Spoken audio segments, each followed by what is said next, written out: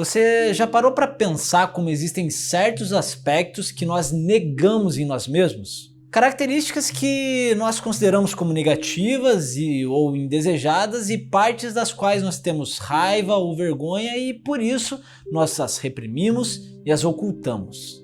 E não escondemos somente dos outros, como também e sobretudo de nós mesmos.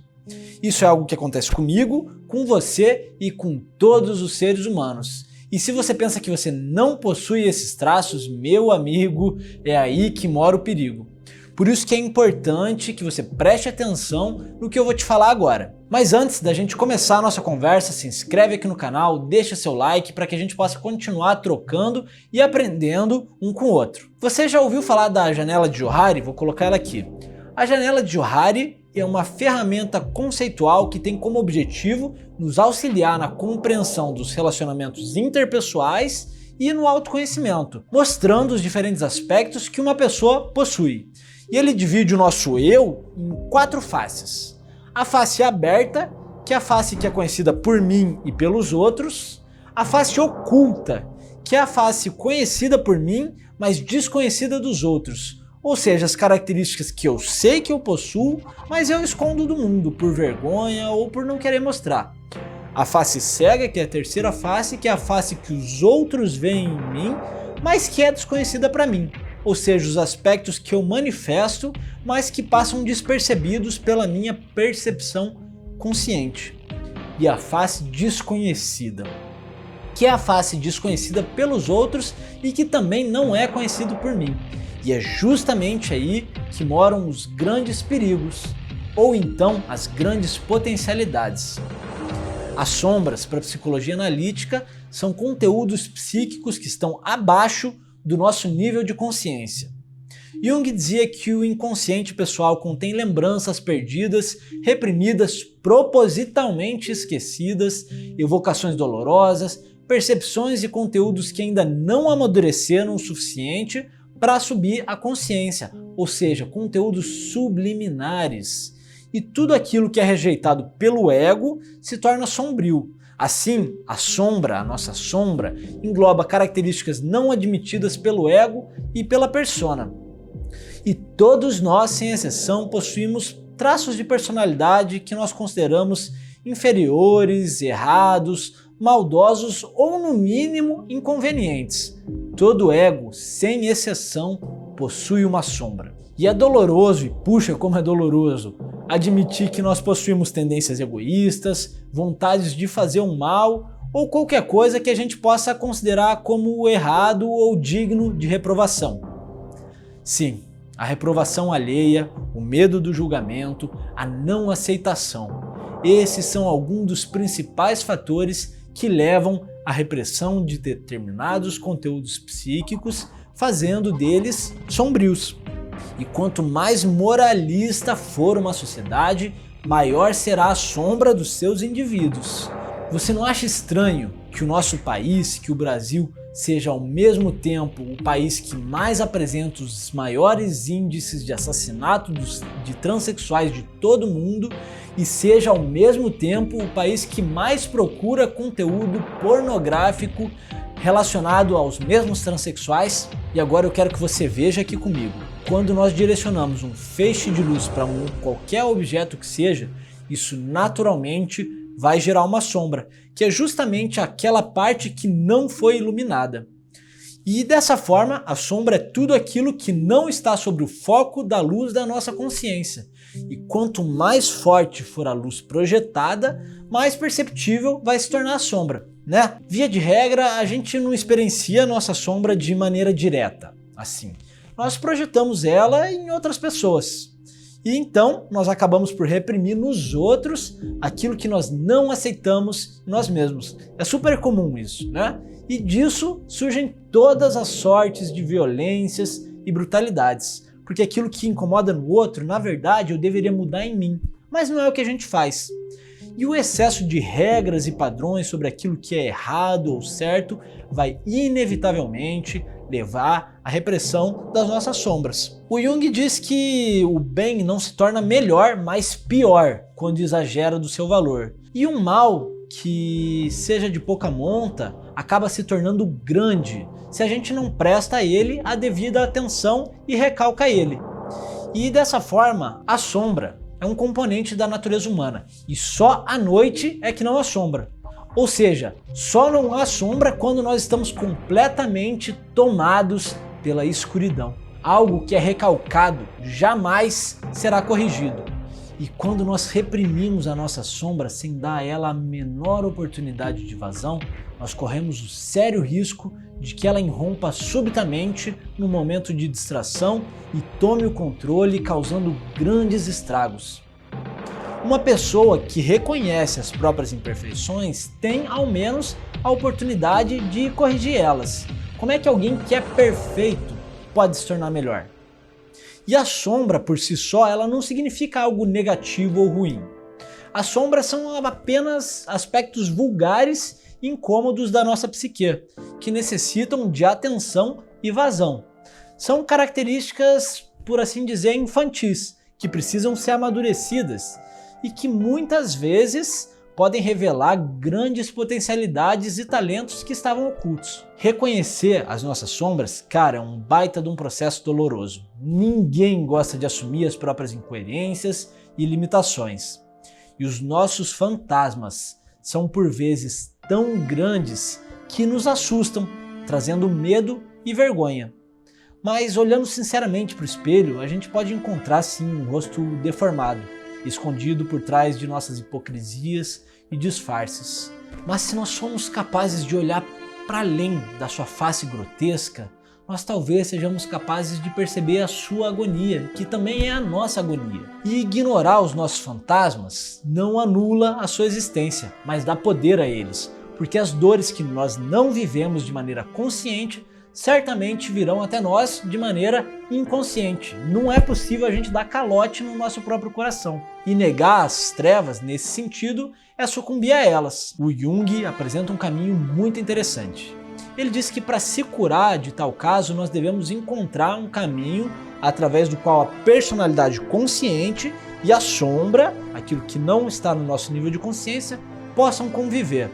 Que a simples repressão não significa remédio algum, assim como decapitar não significa um remédio para dor de cabeça. E para a psicologia analítica, há basicamente 5 maneiras com as quais a nossa dinâmica psíquica pode lidar com as sombras. A primeira delas, e a mais comum que todos nós fazemos, é a projeção da sombra.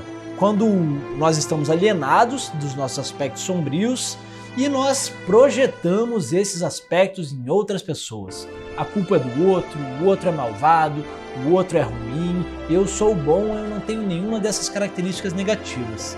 A segunda maneira da gente lidar com as sombras, e essa é muito perigosa, é quando o ego assume os seus conteúdos negativos como sendo seus, como sendo sua única parte, e acaba adotando essas características sem nenhum tipo de crítica, e acaba atuando apenas através da sombra, negando o nosso lado bom.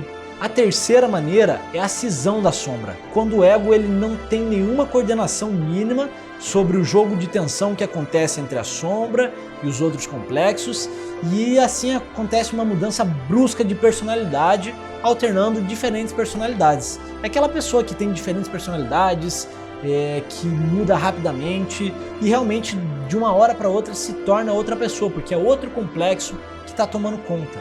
E a outra maneira seria a diferenciação da sombra, a gente se colocar como sendo totalmente oposto dos nossos conteúdos negativos. Mas isso também não vai anular a existência da sombra. E a quinta e última maneira, que seria a maneira ideal de lidar com a sombra, seria a integração da sombra.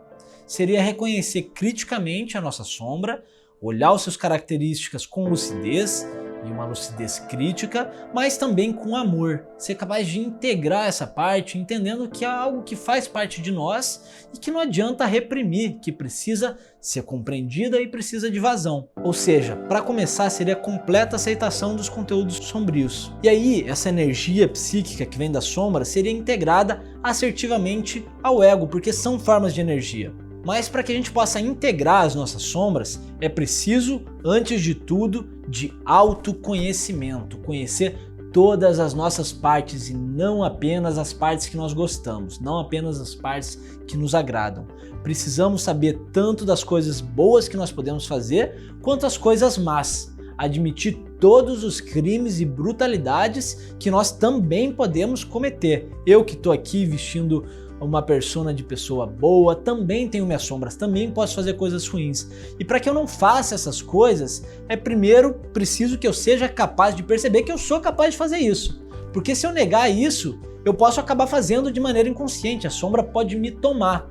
E aí é um perigo imenso. Só que lidar com a sombra não é algo simples, está bem longe de ser simples. Porque uma coisa é você ser capaz de reconhecer as características que você não gosta em você, né? Como o nosso egoísmo, a nossa imaturidade. E mesmo para isso já é muito difícil, mesmo para isso já precisa muita coragem e, acima de tudo, humildade.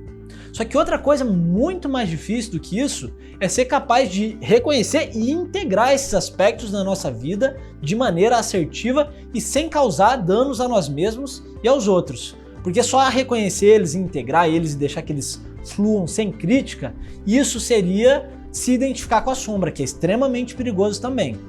A sombra precisa de vazão, mas de uma vazão consciente, crítica e educada. Como diria Jung, se reprimir a sombra não tem eficácia, então só nos resta trazer ela à baila das danças dos complexos com os devidos limites impostos pelo salão da civilização.